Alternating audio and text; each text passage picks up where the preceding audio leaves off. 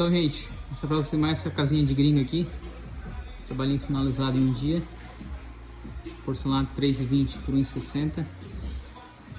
Uma lareira na piscina.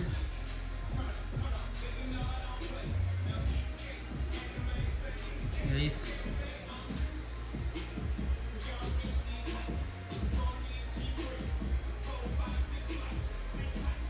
Mais uma ganha.